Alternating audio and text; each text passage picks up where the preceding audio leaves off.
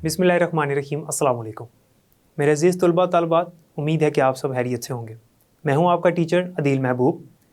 आज की इस वीडियो में यूनिट नंबर 3 हम शुरू करेंगे और जो तीसरा यूनिट है इसका नाम है नेटवर्क्स। नेटवर्क क्या होता है और नेटवर्क्स का नेटवर्क ये क्या होता है, आज के इस लेक्चर में हम इसके ऊपर बात करेंगे। तस्वीरी शक्ल से भी इसको समझेंगे और वैसे भी मैं इसकी वजाहत करूँगा। तो ये जो पूरा यूनिट है वो नेटवर्क्स के ऊपर बुनियादी तौर पर बनाया गया है। अब नेटवर्क्स होते क्या हैं, कंप्यूटर नेटवर्क से मुराद क्या है, ये सारी चीज़ें आज के इस लेक्चर में हम देखेंगे। तो चलते हैं लेक्चर की तरफ। मेरे अज़ीज़ तलबा तालिबात, आज के इस लेक्चर में हमने चैप्टर 3 स्टार्ट करना है। हमारा जो तीसरा चैप्टर है ये चूँकि नेटवर्क्स के हवाले से है, तो इसलिए आज का लेक्चर जो है वो नेटवर्क्स के ऊपर होगा। यानी हम वजाहत करेंगे कि नेटवर्क होता क्या है और डायग्राम से इसको समझेंगे कि नेटवर्क किस तरह का बनता है, इसकी शक्ल कैसी होती है और नेटवर्क का एक मकसद क्या होता है, हम नेटवर्क को बनाते क्यों हैं। तो सबसे पहले यहाँ पर कंप्यूटर नेटवर्क की हम तारीफ़ देखेंगे और याद रखिएगा यहाँ पर जिस नेटवर्क की बात हो रही है वो नेटवर्क है कंप्यूटर्स का। यानी जब मुख्तलिफ़ कंप्यूटर्स आपस में जोड़ दिए जाते हैं ताकि वो एक दूसरे के साथ रब्ता कर सकें, तो इसको हम कहते हैं कंप्यूटर नेटवर्क। आपकी किताब में जो तारीफ़ लिखी हुई है वो मैंने यहाँ पर लिखी है और इसको फिर मैं यहाँ पे समझाऊँगा आपको कि इस तारीफ़ का मतलब क्या है इस शक्ल की मदद से। वो कहता है कि कंप्यूटर नेटवर्क दरअसल कंप्यूटर सिस्टम्स और कुछ आलात का एक ग्रुप होता है जो कि कम्युनिकेशन चैनल के ज़रिए एक दूसरे के साथ जुड़े होते हैं। अब यहाँ पर ये बात आपने बड़े ध्यान से समझनी है कि कंप्यूटर नेटवर्क में सिर्फ कंप्यूटर्स ही नहीं होते जबकि दूसरे आलात भी शामिल होते हैं, जैसे कि प्रिंटर, जैसे कि स्कैनर, जैसे कि मॉडेम हो गया। ये मुख्तलिफ़ कम्युनिकेशन आलात हैं जिनको नेटवर्क में शामिल किया जाता है ताकि कंप्यूटर्स आपस में रब्ता कर सकें और इन आलात से हम काम ले सकें। इसको डायग्राम से समझते हैं, लेकिन यहाँ पर जो ये शक्ल बनाई हुई है यानी जो डायग्राम बनाई हुई है, इसको समझने के लिए आपको एक यहाँ पर लफ्ज़ लिखा हुआ है कम्युनिकेशन चैनल, इसका मतलब पता होना चाहिए। कम्युनिकेशन चैनल किसे कहते हैं? इसे कम्युनिकेशन मीडिया या मीडियम भी कहते हैं। कम्युनिकेशन चैनल ये वो रास्ता है जिसके ऊपर से हमारा मैसेज यानी हमारा पैगाम या कोई भी हमारा जो डाटा है वो एक कंप्यूटर से दूसरे कंप्यूटर तक पहुंच जाता है। ये जो कम्युनिकेशन चैनल है ये तार भी हो सकती है और तार के बगैर जिसे हम वायरलेस कहते हैं वो भी हो सकता है, जिसको हम सिग्नल्स भी कहते हैं। यानी हमारा जो डाटा है एक कंप्यूटर से दूसरे कंप्यूटर तक बराह रास्त किसी तार की मदद से या सिग्नल्स की मदद से एक जगह से दूसरी जगह जा सकता है। अब यहाँ पे जो मैंने शक्ल बनाई हुई है इसमें आप देख सकते हैं कि ये एक मॉडेम है। मॉडेम एक कम्युनिकेशन आला है जो कंप्यूटर सिस्टम्स को या मुख्तलिफ़ आलात को आपस में जोड़ के एक नेटवर्क बनाता है। यहाँ पे ये मॉडेम है, ये कंप्यूटर नंबर 1 है और ये कंप्यूटर नंबर 2 है और ये एक प्रिंटर है। कंप्यूटर 1, कंप्यूटर 2 और ये प्रिंटर इस मॉडेम के साथ जुड़े हुए हैं। किसकी मदद से? तार की मदद से। और इसी तार को हम क्या कहते हैं? कम्युनिकेशन चैनल कहते हैं। इसी वजह से मैंने आपको ये शक्ल समझाने से पहले कम्युनिकेशन चैनल के बारे में समझाया है, जिसको हम कम्युनिकेशन मीडिया भी कहते हैं, जिसके ज़रिए से हमारा जो डाटा है या हमारा जो पैगाम है एक कंप्यूटर से दूसरे कंप्यूटर तक जाएगा। यानी अगर कंप्यूटर 1 ने कंप्यूटर 2 को पैगाम भेजना है, यानी ये पहला कंप्यूटर है, ये दूसरा कंप्यूटर है। C1 C2 का मतलब कंप्यूटर 1 कंप्यूटर 2 है, समझाने के लिए लिखा हुआ है। अगर इसने पैगाम भेजना है कंप्यूटर 2 को यानी दूसरे कंप्यूटर को, तो यहाँ से ये पैगाम जाएगा पहले मॉडेम के पास। मॉडेम एड्रेस देखेगा किसका एड्रेस है, तो वो उस एड्रेस पे उस पैगाम को भेज देगा। अगर कंप्यूटर 1 ने इस प्रिंटर को इस्तेमाल करना है तो यहाँ से ये पैगाम यानी जो कमांड है वो इस मॉडेम के पास जाएगी और मॉडेम से फिर आगे प्रिंटर तक। इसी तरह से अगर दूसरे कंप्यूटर ने इस प्रिंटर को इस्तेमाल करना है, इसे कोई कमांड भेजनी है, कोई पेज इससे प्रिंट करवाना है, कोई सफ़ा प्रिंट करवाना है, तो यहाँ से वो कमांड जाएगी मॉडेम के पास और मॉडेम से होती हुई प्रिंटर के पास। और आपने देखा कि रास्ता कौन सा इन्होंने इख्तियार किया, वो जो पैगाम था या जो वो कमांड थी उसने रास्ता कौन सा इख्तियार किया, कम्युनिकेशन चैनल यानी तार। ये जो यहाँ पे तार इस्तेमाल हुई, यहाँ पे फ़िलहाल सिग्नल्स मैंने नहीं बनाए। अच्छा, ऐसा भी हो सकता है कि जो हमारा नेटवर्क है उसमें कुछ कंप्यूटर्स तार की मदद से जुड़े हुए हों और कुछ कंप्यूटर्स जो हैं वो वायरलेस यानी जिसे हम सिग्नल कहते हैं, सिग्नल के ज़रिए से जुड़े हुए हैं, यानी बग़ैर तार के। जैसे कि मैंने आपको पहले बताया कि कम्युनिकेशन चैनल होता क्या है।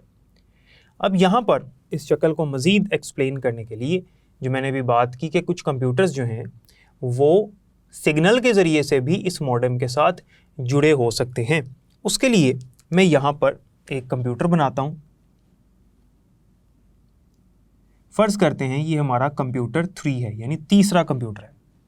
और ज़रूरी नहीं है कि ये कंप्यूटर हो कोई लैपटॉप या कोई मोबाइल फ़ोन भी हो सकता है, क्योंकि आपको पता है कि जो मॉडेम है वो हमारे पास सिग्नल्स जनरेट करता है, यानी इंग्लिश में कहें तो जनरेट करते हैं, यानी सिग्नल्स इसमें से खारिज होते हैं और वो सिग्नल्स जो हैं वो किसी कंप्यूटर के साथ जुड़ जाते हैं और वो कंप्यूटर उन सिग्नल्स की मदद से उस मॉडेम के साथ कनेक्ट यानी जुड़ जाता है। अब यहाँ पे हम फ़र्ज़ कर लेते हैं कि ये जो कंप्यूटर है ये सिग्नल्स की मदद से, जो वाईफाई सिग्नल्स होते हैं, इस मॉडेम के साथ जुड़ गया। और फ़र्ज़ करते हैं कि यहाँ पर एक मोबाइल फ़ोन है और ये जो मोबाइल फ़ोन है ये भी सिग्नल्स की मदद से इस मॉडेम के साथ जुड़ा हुआ है। इस तरह से इस नेटवर्क में कुछ कंप्यूटर्स यानी कुछ आलात ऐसे हैं जिसमें प्रिंटर भी शामिल है और ये 2 कंप्यूटर सिस्टम्स भी मौजूद हैं, ये तार की मदद से जुड़े हुए हैं इस मॉडेम के साथ, जबकि बाकी जो कंप्यूटर्स हैं या बाकी आलात हैं वो सिग्नल्स के ज़रिए से इसके साथ जुड़े हुए हैं। यहाँ पर मैंने कम्युनिकेशन चैनल की तारीफ़ लिखी हुई है जो कि आपने याद भी करनी है कि एक कम्युनिकेशन बहुत सारे कंप्यूटर्स को आपस में जोड़ता है, यानी एक कम्युनिकेशन चैनल या एक कम्युनिकेशन मीडिया बहुत सारे कंप्यूटर्स को आपस में जोड़ता है, जिसकी हमारे पास इकसाम कौन कौन सी हैं। मैं यहाँ पर इकसाम भी लिख देता हूँ। इसकी इकसाम में हमारे पास तार है जिसे हम केबल भी कहते हैं, ये पहली इसकी किस्म है, और दूसरी किस्म है वो है हमारे पास सिग्नल्स।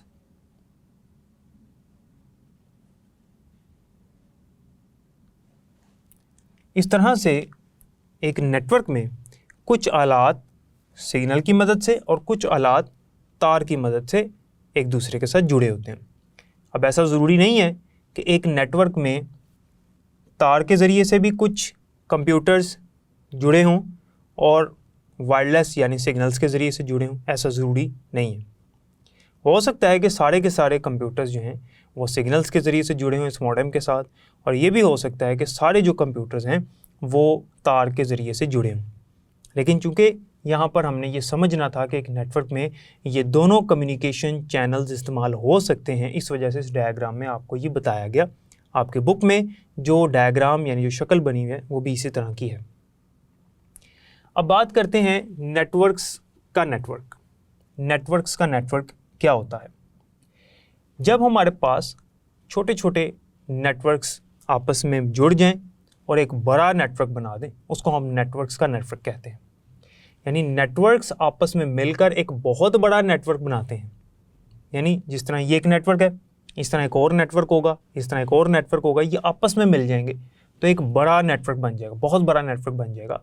उस बड़े नेटवर्क को हम कहते हैं नेटवर्क्स का नेटवर्क, जिसे नेटवर्क्स का नेटवर्क कहा जाता है या कहते हैं। नेटवर्क्स का नेटवर्क, नेटवर्क्स का नेटवर्क यानी बहुत सारे नेटवर्क्स हैं, उनको मिला के एक बड़ा नेटवर्क बनाया गया है, तो उसे हम नेटवर्क्स का नेटवर्क कहते हैं।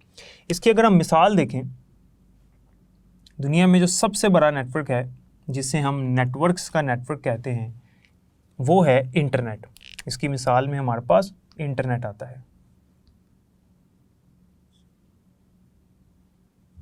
तो इंटरनेट जो है एक बेहतरीन मिसाल है और सबसे ज़्यादा मशहूर मिसाल है नेटवर्क्स का नेटवर्क की, यानी ये एक नेटवर्क्स का नेटवर्क है।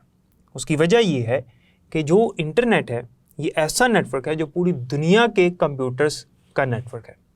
और अगर हम देखें पूरी दुनिया में जो कंप्यूटर्स हैं वो किसी न किसी छोटे नेटवर्क से ताल्लुक़ रखते हैं। जैसे ये एक छोटा नेटवर्क है, फिर एक इसी तरह का एक और नेटवर्क होगा, तो बहुत सारे नेटवर्क्स आपस में मिल गए। इस तरह से पूरी दुनिया के कंप्यूटर्स आपस में जुड़ गए और एक बड़ा नेटवर्क बन गया जिसको नाम दिया जाता है इंटरनेट का। तो इंटरनेट जो है वो इसकी बेहतरीन मिसाल है नेटवर्क्स का नेटवर्क की। एक चीज़ यहाँ पर आपने याद रखनी है, रोज़मर्रा के मामूल में हम नेटवर्क का इस्तेमाल करते हैं, इंटरनेट का भी इस्तेमाल करते हैं, एक छोटे नेटवर्क का भी इस्तेमाल कर सकते हैं, बड़े का भी कर सकते हैं और हम करते भी हैं। मिसाल के तौर पे आप अपना मोबाइल फ़ोन इस्तेमाल करते हैं, उसमें आप एक दूसरे से रब्ता करते हैं, आप ईमेल भेजते हैं एक दूसरे को, ऑनलाइन अखबारात पढ़ते हैं, ऑनलाइन वीडियोस देखते हैं, ऑनलाइन एक दूसरे के साथ चैट करते हैं, या आप कोई फ़ाइल अपलोड कर रहे हैं या कोई फ़ाइल आप डाउनलोड कर रहे हैं। ये जो भी आप काम कर रहे हैं इसके लिए ज़रूरी है कि आपका जो कंप्यूटर है वो नेटवर्क के साथ जुड़ा हो, यानी कनेक्ट हो एक नेटवर्क के अंदर।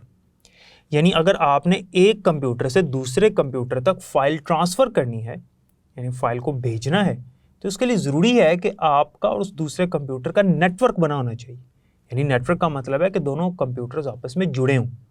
उसके लिए ज़रूरी है कि आपके पास इंटरनेट या फिर एक छोटे नेटवर्क का कनेक्शन हो। अगर आपका कंप्यूटर किसी दूसरे कंप्यूटर के साथ जुड़ा ही नहीं हुआ तो आप उसको कोई पैगाम नहीं भेज सकते। अगर हम ऑनलाइन कोई वीडियो देख रहे होते हैं तो हमारा जो मोबाइल है या हमारा लैपटॉप या हमारा कंप्यूटर किसी दूसरे कंप्यूटर के साथ जुड़ा होता है। मिसाल के तौर पे अगर हम YouTube पे कोई वीडियो देख रहे हैं तो YouTube का जो बड़ा कंप्यूटर है जहाँ पे सारी वीडियोस स्टोर है, यानी सारी वीडियोस जो हैं वहाँ पर सेव हुई हैं, उन वीडियोस को हम अपने मोबाइल में देख रहे होते हैं। तो वो जो वीडियोस हम देख रहे हैं वो इसी वजह से देख रहे हैं कि हमारा जो कंप्यूटर है या जो हमारा मोबाइल है वो YouTube के बड़े कंप्यूटर के साथ जुड़ा हुआ है, एक नेटवर्क बना हुआ है, यानी हम एक नेटवर्क में मौजूद हैं।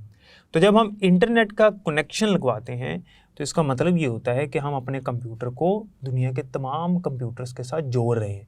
यानी ये जो बड़ा नेटवर्क बना हुआ है जिसे हम नेटवर्क्स का नेटवर्क कहते हैं, उसके साथ अपने कंप्यूटर को भी शामिल कर रहे हैं ताकि हम मैसेज एक जगह से दूसरी जगह भेज सकें। और याद रखिएगा कि नेटवर्क में सिर्फ कंप्यूटर्स ही नहीं होते, जैसा कि मैंने इस तारीफ़ में आपको बताया, कुछ आलात भी होते हैं। जैसे मैंने यहाँ बताया कि एक प्रिंटर है, इस प्रिंटर को बाकी तमाम कंप्यूटर इस्तेमाल कर सकते हैं। अब ज़रूरी नहीं है कि हर कंप्यूटर के साथ एक प्रिंटर हम लाकर लगा दें और हर कंप्यूटर जो है वो अपना अपना प्रिंटर रखे और उसको इस्तेमाल करें। इससे हम अपना ख़र्चा भी बचा सकते हैं। वो इस तरह से कि अगर हम एक मॉडेम ले आएँ और तमाम कंप्यूटर्स को इस मॉडेम के साथ जोड़ दें और जो प्रिंटर है वो भी एक ले आएँ और इसी मॉडेम के साथ जोड़ दें, तो तमाम के तमाम कंप्यूटर्स इस एक प्रिंटर को इस्तेमाल कर सकते हैं। जिस कंप्यूटर ने प्रिंटर को इस्तेमाल करना है वो कमांड भेजेगा और प्रिंटर से प्रिंट ले लेगा। इस तरह से हमारा जो नेटवर्क है वो काम करता है और हम नेटवर्क में एक दूसरे के साथ राब्ता भी कर सकते हैं और जो बाकी आलात हैं उनको इस्तेमाल भी कर सकते हैं। ये तो यहाँ पर मिसाल थी प्रिंटर की। हम यहाँ पे स्कैनर भी लगा सकते हैं, हम यहाँ पे दूसरी दीगर डिवाइसेस भी यानी दूसरे दीगर आलात जो हैं उनको भी शेयर करवा सकते हैं। मिसाल के तौर पे अगर हम हार्ड डिस्क को शेयर करते हैं, यानी हार्ड डिस्क को एक दूसरे के साथ हम यहाँ पे कंप्यूटर एक दूसरे के साथ शेयर कर रहे हैं, तो इसको हम कहेंगे कि ये नेटवर्क का इस्तेमाल है, नेटवर्क का फ़ायदा है। तो ये नेटवर्क के फ़वाइद में आता है कि हम अपने जो हार्डवेयर्स हैं उनको शेयर कर सकते हैं बहुत आसानी से नेटवर्क के अंदर। तो नेटवर्क से ये फ़ायदा होता है कि जब हम एक कंप्यूटर को दूसरे कंप्यूटर के साथ जोड़ देते हैं, हमारा एक नेटवर्क बन जाता है, तो हम ना सिर्फ उसे पैगाम भेज सकते हैं, ना सिर्फ फ़ाइलें एक जगह से दूसरी जगह भेजी जा सकती हैं, बल्कि हम जो दूसरे आलात हैं उनको भी शेयर कर सकते हैं कि एक आला वहाँ पर मौजूद है और बाकी जितने भी कंप्यूटर्स हैं वो उसको इस्तेमाल कर रहे हैं।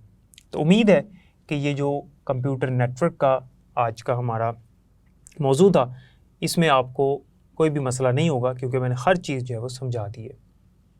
तो स्टूडेंट्स, जैसा कि आपने देखा कि नेटवर्क क्या होता है, हमने इसको तस्वीरी शक्ल से भी समझा और हमने देखा कि नेटवर्क्स का नेटवर्क क्या है और इसकी मिसाल में हमने इंटरनेट के बारे में भी पढ़ लिया। उम्मीद है कि यहाँ तक आपको समझ आ गई होगी। बाकी इंशाल्लाह अगली क्लास में हम पढ़ेंगे। तब तक के लिए मुझे इजाज़त दें। अपना बहुत ख्याल रखिएगा। अल्लाह हाफ़िज़।